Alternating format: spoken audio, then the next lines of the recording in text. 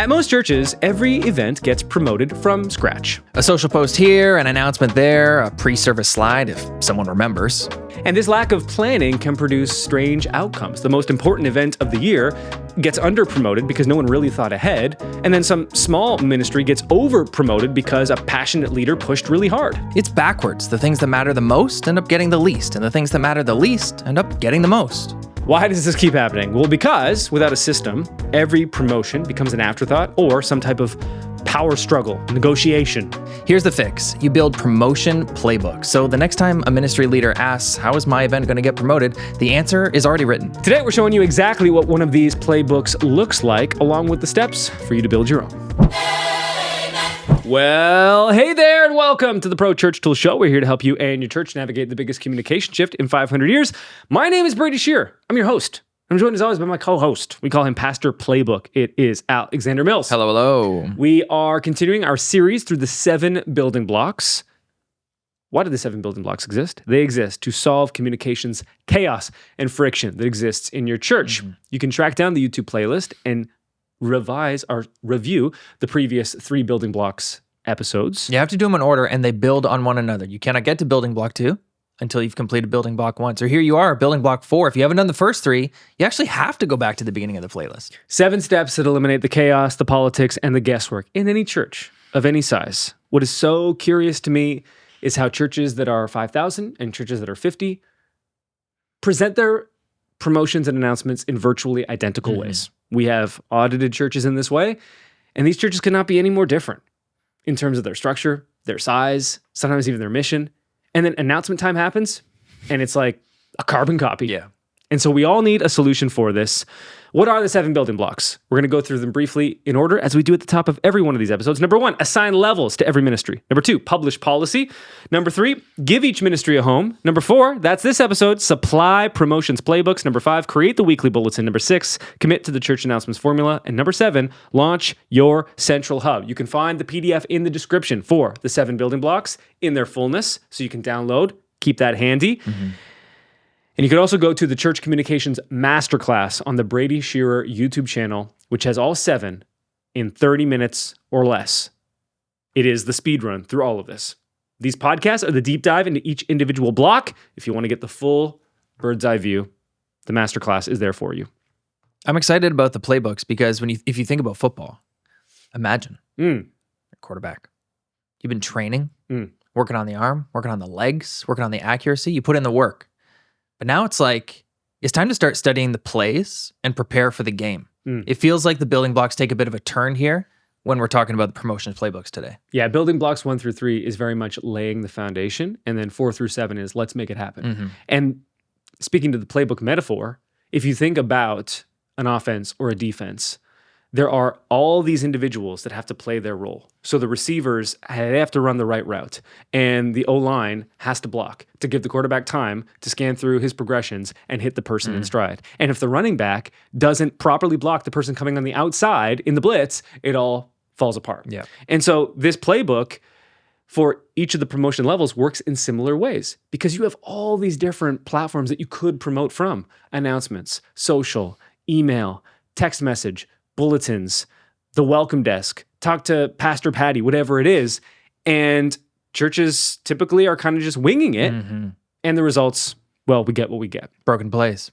Right. You can tell we're amped up for fantasy football. We're right on time. So close. Okay. Building block number 4, supply promotions playbooks. The point of this is to deploy these promotional blueprints so that your team stops guessing what to say, when to say it, and where to send people. So what this step is as we've described right now, every event in church tends to get promoted differently. Someone makes it up each time on the fly.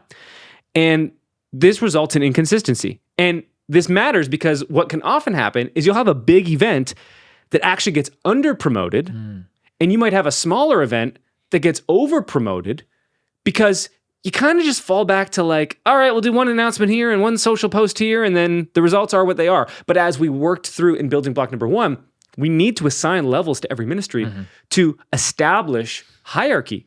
Easter matters more than Jake's Saturday morning run club. That's just true. And so the way that we promote these things should also be different. And that's what this building block is for. Creating repeatable promotion blueprints for each communication level, 1, 2, 3, and 4, gets everyone on the same page, knowing what they need to do ahead of time. And you know what? If nothing else, that might be the biggest benefit of this building block, which is at the start of my event promotion window, I know exactly what I need to do, and I can just follow it. Yeah. And when you're trying to juggle all these different things in ministry, knowing ahead of time, okay, we're this many weeks out, this is what we're going to do, I can follow that, is so much easier than you having to come up with what to do that week or that day or that month to prepare for it. So how do you do this? You build a standardized promotion sequence for each of the 4 levels. When a ministry asks, how will my event get promoted? You can hand them the playbook for their level. No debate needed. And this is installed when every promotion request is answered with a playbook, not a negotiation. We are going to walk through a level 1 promotion playbook. We're first going to talk about how to build your own playbook. If you want to get our playbooks, we are happy to give you We'll just give it to you. a free communications makeover. To start, go to churchchaos.com, get your church chaos score. It's a score from 0 to 100. The lower the number, the less chaos there is, the healthier the ministry. Think of it like when a doctor asks you, Alex, what's the pain at? The higher the pain, the worse it is.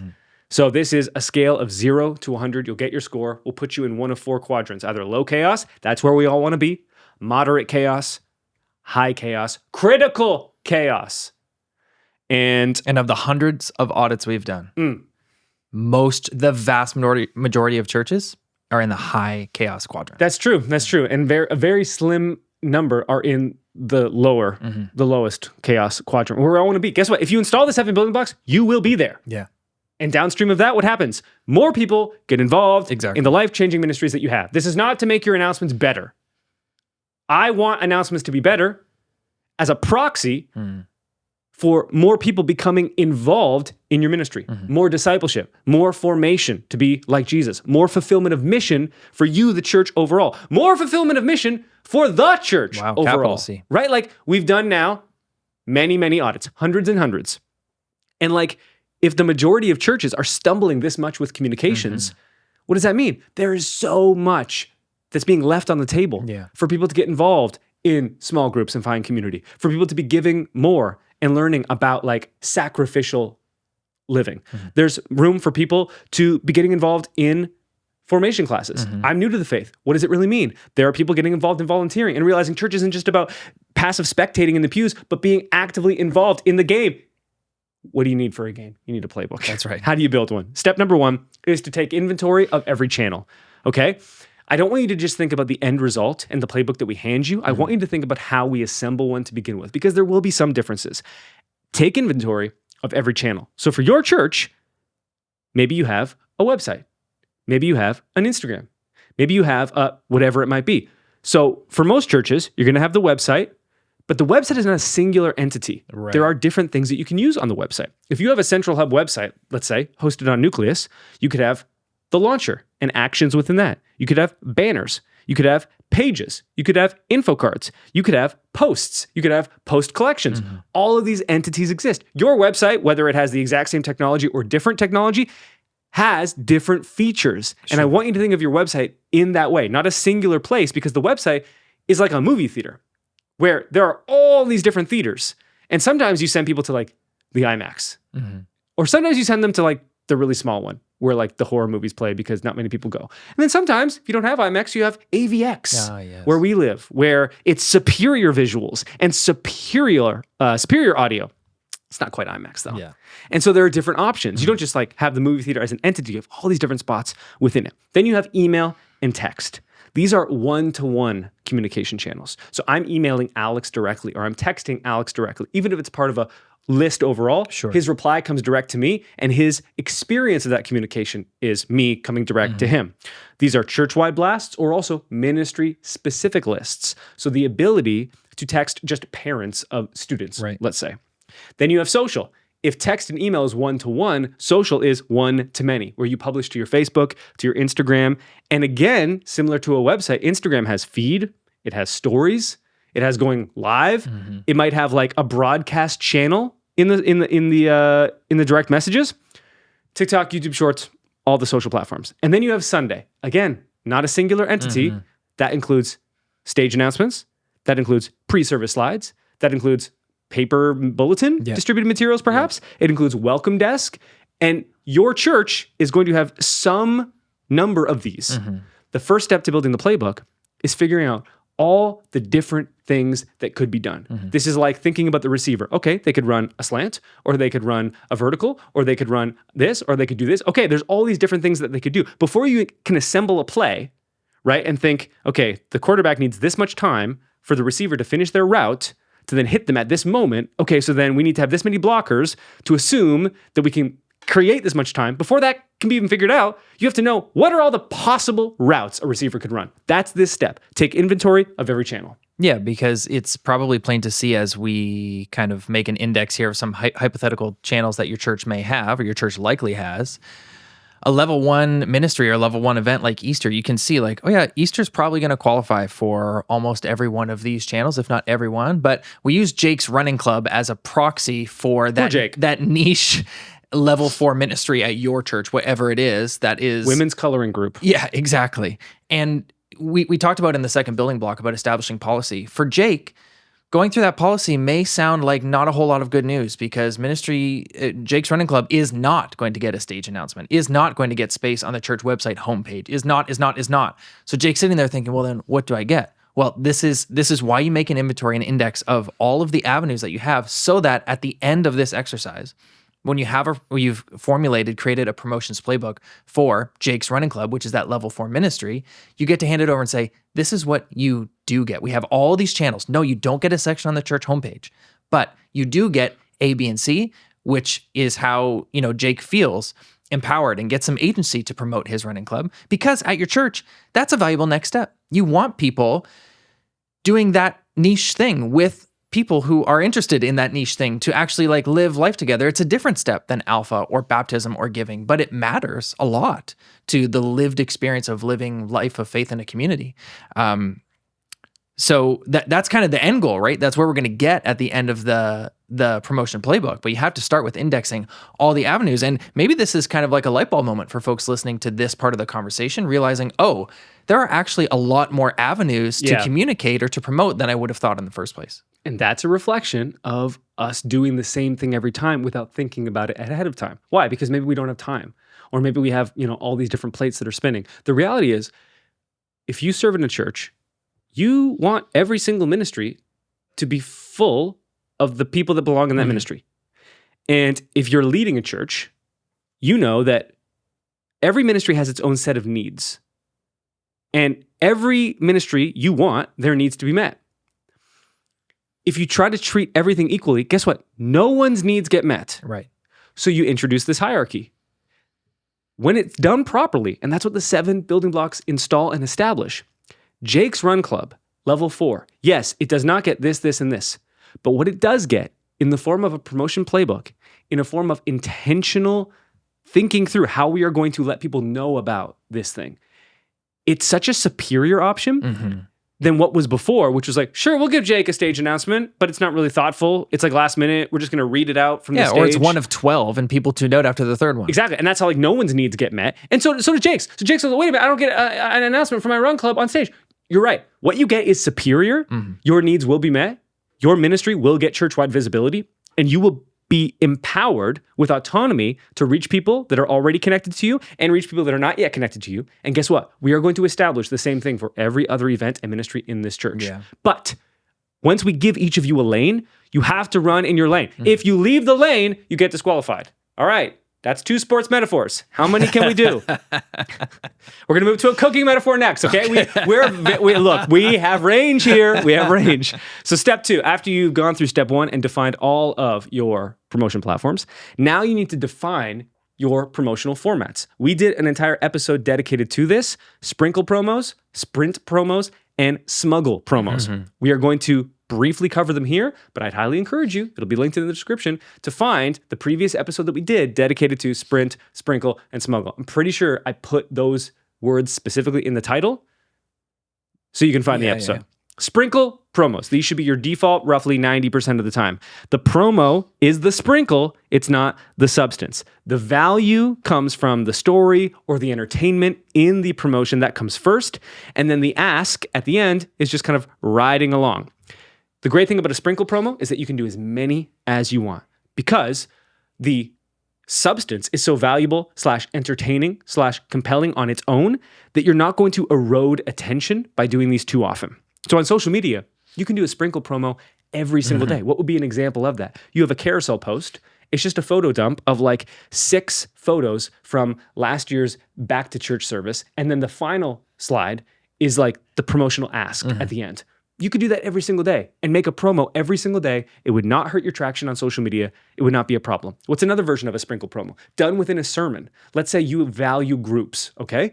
Pastor naturally is talking about something in scripture and the wisdom is suggesting how community is a good thing. In that moment, he or she can at the end be like, and this is why we value groups so much, and then point to the single next step that you always hit on. Sprinkle promo. And it's tied to the sermon. People are compelled by the wisdom of scripture. It's for all people for all time. I'm receiving that. Oh, here's a way to actually put my faith into action. Love it. Does not detract from the overall sermon. How is it done in announcements? The church announcements formula. Building block 6. Deep dive coming soon. 1 story plus 1 next step. If I get up there and I tell you my story about being baptized, and then at the end say, we'd love to have you get baptized as well. Here's the singular next step that you can take. I've promoted baptism, but because storytelling is the only form of human communication that forces the brain to pay attention, I've actually given you something of value. I'm not asking anything from you. I'm not taking from you. I'm not doing the thing where I read from the bulletin. I go, I know, guys, it's a lot. We hear pastors say this a lot. Just 3 more. Just stay with me. 3 more. No one is staying with you. It's over. That's the sprinkle promotion. Sprint promotion is the second kind. This is the all-out push. You can only do this 2 to 4 times per year. Why is it called a sprint promotion? Because we're back to running in your lane. We're back to the sports metaphors. You cannot sprint indefinitely. Try, you will get exhausted and you will stop. Churches often are doing sprint promos nonstop. And that's why the congregation is exhausted because they don't want to listen to it anymore. Sprint promotions are all out. They're time constrained. They're a week, no more than a week, 2 to 4 windows per year, absolute max. These will come at a cost. Email opens will dip. SMS text message open rates will dip. Attention in service will start to dip. As long as these are done infrequently and not for any longer than roughly a week, that'll always bounce back. And just like when people promote their like weddings on Instagram, and for a season, it's just all wedding, everyone kind of gets, like, yeah, we understand. Like, you're fine. When you're promoting Easter that hard, people get it. Yeah, Easter comes once a year. It's like a big deal. It's not going to exist forever. When this is not sustained by congregations is when this style is applied permanently to everything. It loses its potency and it is destructive. And then final, the smuggle promotions. Advanced move. Yes. Okay, if you're listening to this and you're like, don't worry, okay? This is the flea flicker, okay? You're gonna pull it out sparingly when you absolutely need it. So the move here is you have a level 2 ministry. Level 2 ministries are core next steps. They are indefinite. Unlike level 1, Easter, once a year. Unlike level 4, the Run Club, it's a seasonal small group. The core next steps are baptism, giving, volunteering, getting involved in groups, initiation class, whatever it might be. The formative ministries that exist in your church that never end. You always got to talk about giving. You always got to talk about volunteering. And it's important to surface those things all the time because that's what moves people from passive spectators to active participants. That's why churches exist, to form people to be more like Jesus. So you have to talk about giving. The smuggle promo is where you reach out to a level 4 ministry that otherwise would not get this type of visibility. And you use it as the example to then promote the core next step. So something like, we're so grateful for everyone who supports the mission here. It funds ministries that you might not even know about. One of them is Women's Coloring Night. And then you talk all about Women's Coloring Night under the smuggle of the core next step of giving, which needs to be talked about. Then they both get served. 2 birds, 1 stone, right? Giving gets talked about in a fresh way, and you don't feel like, all right, I got to talk about giving. The Lord wants you to give. We really need you to give. True, but like that language has its limits, especially if you're doing it every single week. And Women's Coloring Group gets to be talked about. Love that. Step 3 is to now map your channels to your levels. So you've made the inventory. You know all of them. Now you have to decide. Banners on the website. Who gets access to that? In our promotional playbooks, level 1 only, as an example. Sprint promos. All out. Who gets access to that? In our promotional playbooks? Level 1. Level 1 only. What about the launcher on the website? For us, levels 1 to 3, not level 4. What about post collections? For us, levels 3 and 4, not levels 1 and 2. You don't need a post collection for Easter. You don't need a post collection for baptism. Right. And then the welcome desk or the weekly bulletin or whatever it might be. You have to map this level gets this access to things. And now you have all the pieces to begin assembling the plays. And that becomes the playbook. You've alluded to in our conversation here about like handing your ministry leaders the playbook. And I think that's what really lands with me for this strategy is that we actually mean that literally, which is you do the work or you let us do it for you and you use our playbooks. And then you print them out and you literally... Yes, but you do the work to make the playbook or receive it from us. And then you actually hand it to your teams. Like you actually disseminate it, whether like hard copy or through Google Docs, or you print them out and you put them in your meeting room or whatever. Oh, you collate them. Yeah. And you literally hand them out so that any of your ministries from Alpha all the way down to, we got to stop giving, Jenny likes to run too. She has her own running club. Jake is just a proxy. Jake and Jenny were dating. They had a joint small group. It went bad. And now they have their own small groups. Yeah. They are separate. The groups and them as a couple. Yes. But you hand them out to all your ministry leaders and say, here's your playbook. Anytime you've got an event, we love that. Your ministry matters here. There's so much value to what you do, ministry levels 1 through 4. And anytime you've got something going on, just consult the playbook and see, what do I get? And at first, we've talked about this over the last 4 episodes. To install the 7 building blocks, to really go after a communications overhaul at your church is a months-long project. It's not weeks. We were talking to someone today, one of our customers, who says, yeah, I love this. I listen to the podcast. I use Nucleus. I get the building blocks. He's like, how do I tell my team what a sprinkle promotion is? You're like, okay, I see you. I see that you get it. But that's because you've been on a month's or maybe years-long journey of like listening to this podcast or following Brady on Instagram or like doing the things. But your team is starting from scratch. You got to start at building block number 1. And as you build and build and build, as you disseminate these playbooks, Jake is going to get to a point, and Jenny as well, that like... They reconcile? Hopefully. Oh, praise God. Please God. I think they're wrong for each other, but... After working in this new framework for a while, they're going to know what they get. They're going to know, they're going to become acquainted with the idea that like, okay, yeah, stage announcement for my running club is off the table, but I know how to write a post now and publish a post. I know that I got space in the weekly bulletin, and they'll consult that playbook for a little while until it becomes just part of the kind of the framework that they work within in their ministry at your church. I think that's kind of the vision here. And like I said, a months long journey that you're going to go on if you say like, okay, I'm going to start building. I'm going to start with building block number 1 and we're going to get there. This is months long, not weeks, and certainly not days. You can't do this in a meeting. You can't bring your team together and say, hey, I listened to a podcast. This is what we're doing now. Right. Now, to that, sometimes when we'll talk about these policies or these frameworks for solving problems, churches will say, yeah, but that only works if you like follow them. To which I say, yeah, vows in marriage only work if you follow them. The fact that your service time starts at 10:30, it doesn't unless people show up roughly around 10:30. If people show up at 1, they go, where's service? Well, it starts at 10:30. So like, you have an option here. Either stick with the chaos that exists that is hurting your team and hurting your congregation, or install a system and don't live in chaos. But you're right. If you install rules and you don't follow them, that's correct. If I don't care for my wife in both sickness and in health, then the vow is broken. Guess what? It doesn't work. That doesn't mean marriage doesn't work. It means I did not choose to follow the thing that works. And I am sympathetic to people that serve in church where they're like, yeah, but you know who the agent of chaos is? Right. It's Pastor Jake. Yeah. He doesn't just run a run club. I also had that conversation with He's the lead pastor. Someone this week. I am sympathetic to that. Now, the reality is, as someone that has been in leadership, we don't like the chaos either.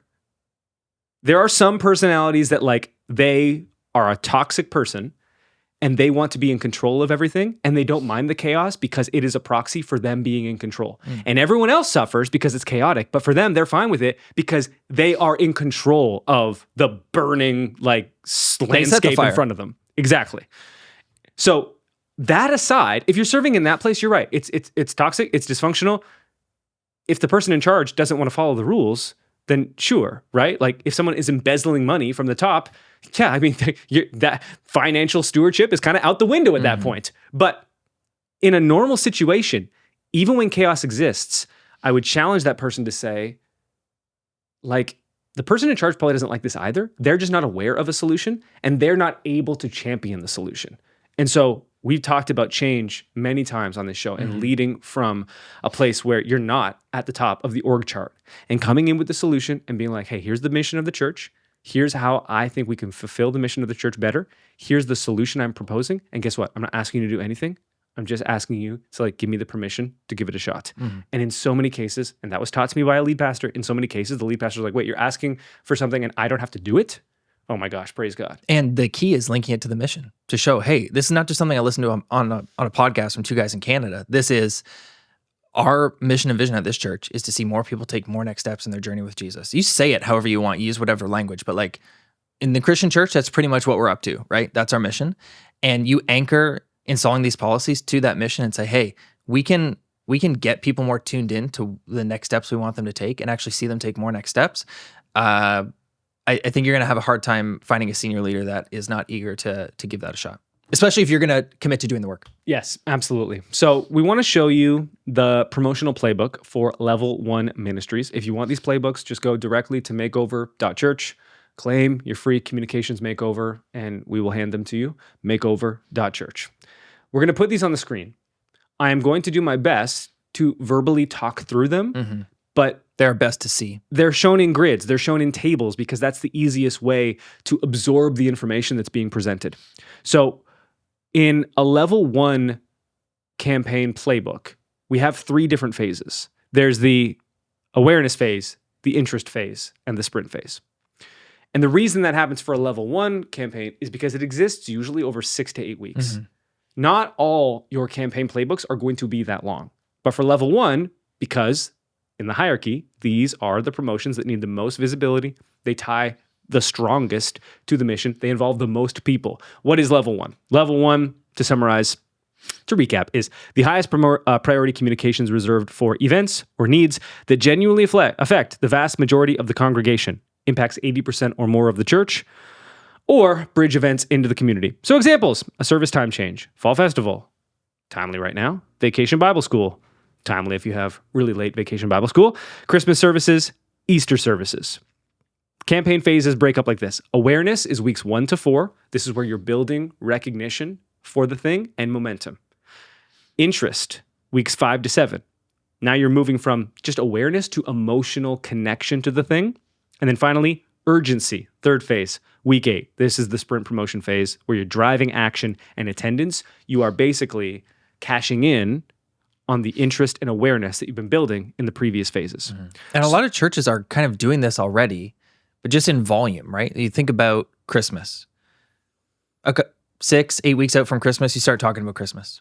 And then as you get closer, you just start talking about it more. And then as it gets really close, you start talking about it a lot more. Yeah.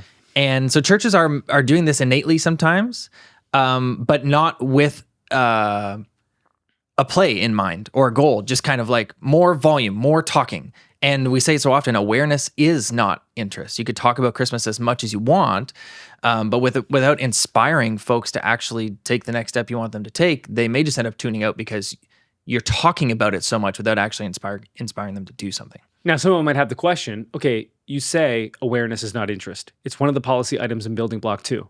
So why are you having a phase kick off called the awareness phase for Level 1? And that's an astute question. It's because it's followed by the interest phase. But the awareness phase serves a very important purpose. What is that? The foundation for the awareness phase is to, of course, begin official church-wide promotion. You want to lean on the church announcements formula, one story plus one next step. Start publishing your first sprinkle promos across the platforms. Direct everyone to the central hub for when you want them to learn more. And then resource all the physical and digital touch prints that matter here. And we'll get into those specifically. But you're just kind of creating in the mind of your congregation, hey, this is coming in the future.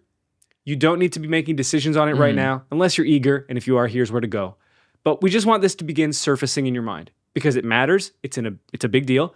For things like Easter, Christmas, back to school, they work seasonally. Those are on the top of people's minds. They're making Christmas plans already 6 to 8 weeks, if not even more, before these service times actually happen. The awareness phase exists to then be followed up by the interest phase.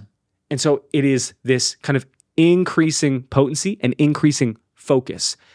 You will not get the response that you're looking for in week 6, 7, and 8 if you start doing a sprint promo or like a heavy interest focus, because people will say, yeah, I'll get to that later.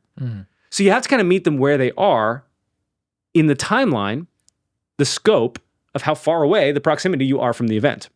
So that's what the awareness phase looks like. So in a typical week, what might that be?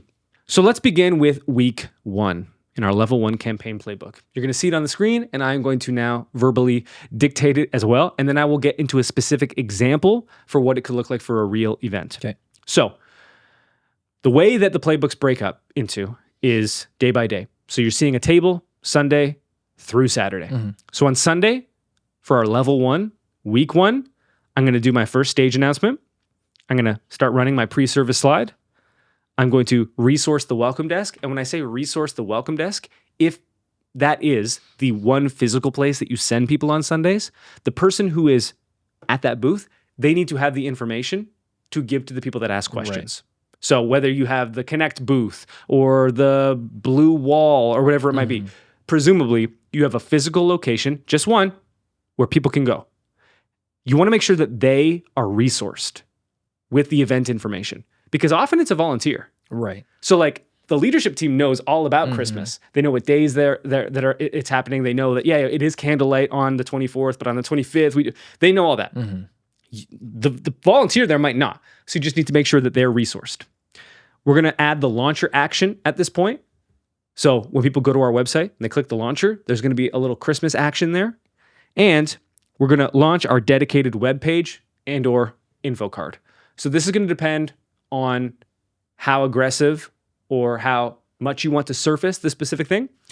For Christmas, which will be our example here, I like a dedicated web page, hopechurch.com/Christmas. So we're going to launch that. That's all happening on Sunday. Big kickoff. Monday, nothing. Tuesday, church-wide launch announcement email being sent out. First email to the entire church, letting them know Christmas. Hey, I know it's 8 weeks out. Here's all the information that you need to know. If you do text, you can send the church-wide text as well. I'm going to publish a sprinkle promo via social on the stories and one on the feed. Wednesday, nothing. Thursday, highlight in the weekly bulletin. That's building block number 5. So if you want to learn more about that. There. And then nothing on Friday and Saturday. So what does this look like if it was an actual Christmas service that we were promoting? Okay, so you're going to do the stage announcement with the next step to go to the Christmas page. You're going to launch your Christmas page. You're going to do a social sprinkle promo. What's an example of this? We'll show the example on the screen. This is a church where there's one person and they're doing a mock proposal. And they're on their knee and you can't tell what they're holding up. But it looks like they're proposing to one person and a bunch of people are surrounding them. And then it gets revealed that on their phone, it just says, we're inviting you to Christmas at Hope, in this case. And that's like the sprinkle promo. So everyone thinks it's funny, but it creates awareness that, oh yeah, you know what? Christmas is not that far out. Okay, I should be aware of that. In the weekly bulletin, we would want to highlight in the featured section that Christmas is coming up. Action in the launcher, welcome desk we already talked about. Pre-service slide, I think that you can imagine what that would look like. So that's week 1 in the campaign playbook. Questions before I go to week 2? No questions. Okay. Thank you for letting us dictate this table. If you're listening, I know that it's not as easy to grasp. But that's why we create the visuals and the videos. And nowadays, like, we're getting pretty close to like watch video version in Apple Podcasts, in Spotify, depending on like how close we are to that at this time. Maybe you can just switch over and not have to go all the way to YouTube, let's say. So week 2. In week 2, we are going to maintain visibility without oversaturation. That's the key. Maintain visibility without oversaturation. There is this ebb and flow within these 8 weeks. 8 weeks is a long time to promote something. You want to come out of the blocks hot. Is that a horsing or a car racing analogy? I think it's multiple. Come out of the blocks. That's a person blitzing the quarterback. We're back to football. And swimming too. Swimming. Yeah. Maybe that's actually what it is. Maybe. The swimmer right here. So maintain visibility without oversaturation. And you want to continue what we call our long lead assets. So these are the pre-service slide. You can run that every week. Yeah, that's not costing anyone anything. Welcome Desk is resourced every week. The launcher item exists every single week. But we want to avoid repeating church-wide reminders too early. So on Sunday, pre-service slide runs, Welcome Desk is resourced, and on Thursday, it's still highlighted in the weekly bulletin. Easy. We move to week 3. Still in the awareness phase. Now we want to resurface the event because we didn't talk about it too much last week, and now we're going to resurface it. So if you remember, we didn't do an announcement last week. We are going to do a stage announcement this week. We're going to keep the pre-service slide running, long lead asset, maintain the welcome desk. We're going to highlight in the weekly bulletin on Thursday. But now we are also back on Tuesday going to publish another sprinkle promotion, another church-wide promo. But again, it's a sprinkle promo. We're not just going to send another email and another text that says, by the way, Christmas is still happening. So what do I mean by that? This is distinct from the launch week. What we like to do in a sprinkle promo is, of course, lead with substance. Sprinkle comes at the end. So one of the sprinkle promo formats that we talk about is the poll precursor with a prize. So for Christmas, you can do something like Christmas trivia. Like, hey, last year, do you remember how many people came to our Christmas services? A, B, C, or D? One person that guesses this right will receive a Christmas smelling candle. It's going to smell like pine. You're going to love it, right? And then that gets Christmas in their mind, awareness, but it's also getting text replies. It's getting email replies. It's getting the Instagram replies. And you can do the same sprinkle promo through all the platforms. You can run it on all the social platforms. You can run it through text. You can run it through email. Awareness is being surfaced. I like to get into interactive content, and it says this in the playbook as we get into like weeks 3 and 4, where we're not just announcing things. We're creating like back and forth about the thing. Yeah. It makes it more sticky in people's mind. And I will reiterate, a 6 to 8 week promotion is a long time. And it's especially long if you're just every week you're just emailing the church saying, hey, Christmas is still coming. That's it. Yeah. And this is why these playbooks exist. I'm not just saying do another stage announcement. There are boundaries for it, limits to it, and recommendations for it. Because it will not be effective if you just go up and do the same thing over and over again. Level 1 promos are great because it's like, I can promote anywhere. Oh my gosh, I have to promote everywhere. That is a challenge. So interactive content is great for this. What we're going to do now is we're going to, on the screen briefly, show you week 4, week 5, week 6, and week 7. You're seeing them now. And then we're going to jump to week 8. The final week. We're bringing it home. Simply because me orating through every single week table is not the best radio, nor the best TV.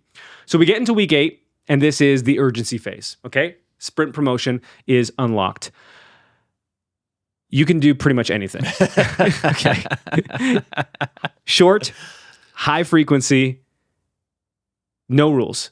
And you've earned this. Because you have created the awareness, you have created the interest, and as someone that has done many, many promotions, what I can tell you is that it all kind of happens at the end. People procrastinate. People think to themselves, I do want to do this, but the deadline is still far away, so I'll get to it then.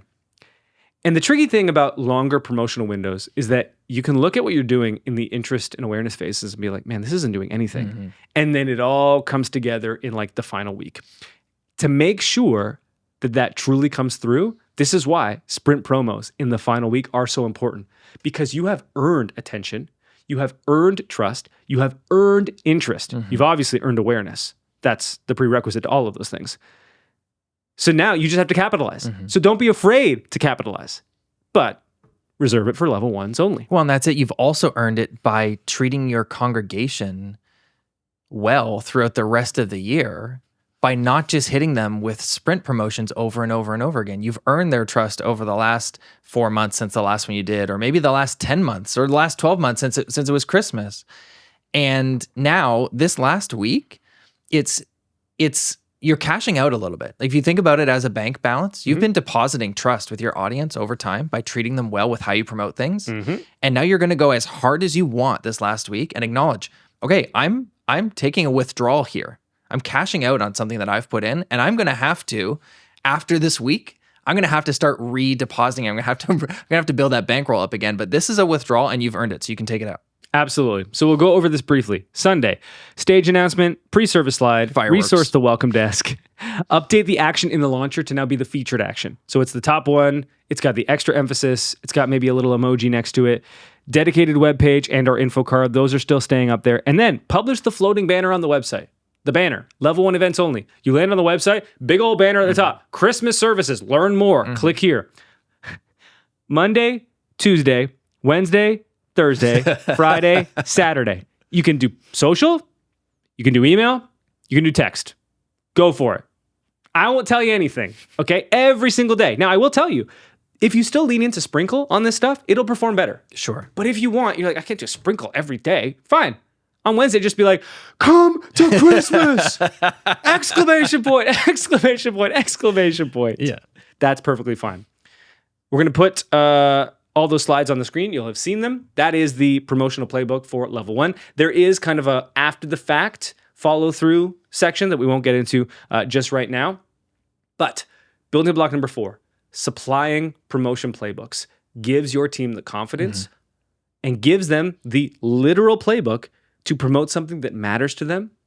And this is important because building blocks 1, 2, and 3, they set the foundation. Now in 4, 5, 6, 7, starting here in 4, we're actually going to start doing stuff. If you want all these promotional playbooks, go through the free communications makeover. There's more than $10,000 of value in there that we typically bill to churches. You can learn more about it at makeover.church. If you want it to be personalized to you, I'd say go to churchchaos.com, churchchaos.com. churchchaos.com. This is my sprint promo. I've earned it. We've been at this for 45 minutes. The average church is landing in the high chaos bucket. I've heard from some churches. I am afraid to get my church chaos score. I understand. Just know the average church is not landing in low. They're not landing in moderate. Hundreds of audits landing in high. So if that's where you find yourself, it's perfectly all right. You're amongst good company. Absolutely. The 7 building blocks are the solution, and we'd love to install them at your church via the free communications makeover. Thank you for your time, attention, and trust. We'll be back next week with building block number 5. I was in the archives today or yesterday. Some of our podcasts used to be like well over an hour. What were we doing?